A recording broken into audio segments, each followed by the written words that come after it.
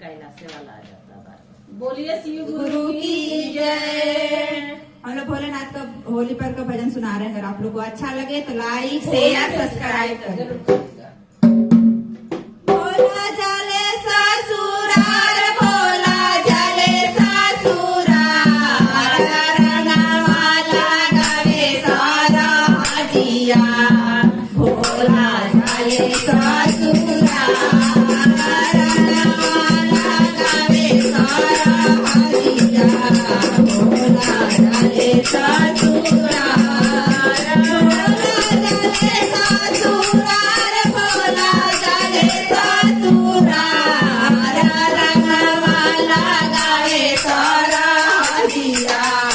भोला जाले ससुरार, रंगवाला गावे सारा हजिया।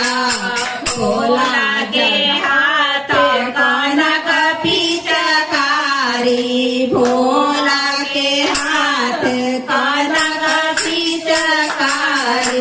सरहदिया के हाय छाया वीर हो, सरहदिया के खोई छाया वीर।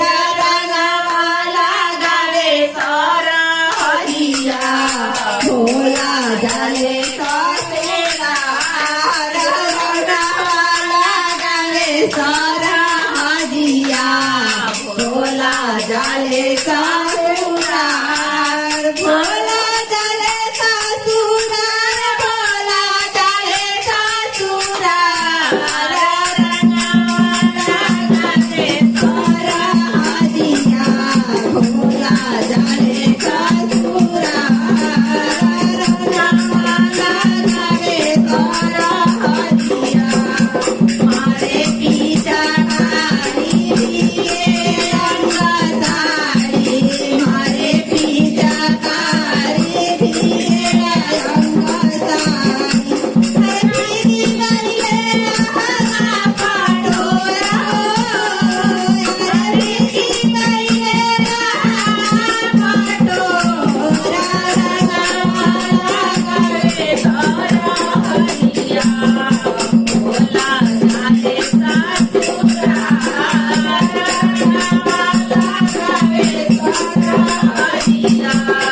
भोला जाले ससुरार, भोला जाले ससुरार, रंगवाला गावे सरहदिया।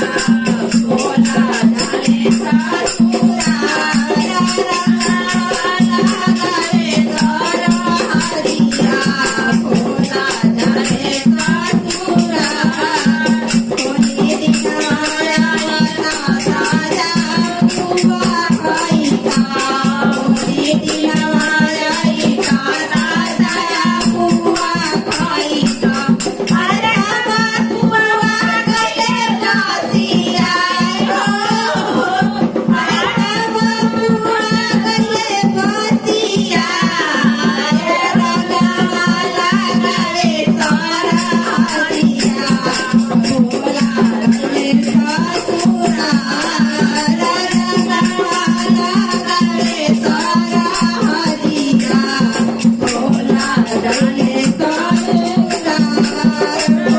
जाले ससुरार, भोला जाले ससुरार, रंगवाला गावे सरहदिया। भोला जाले ससुरार।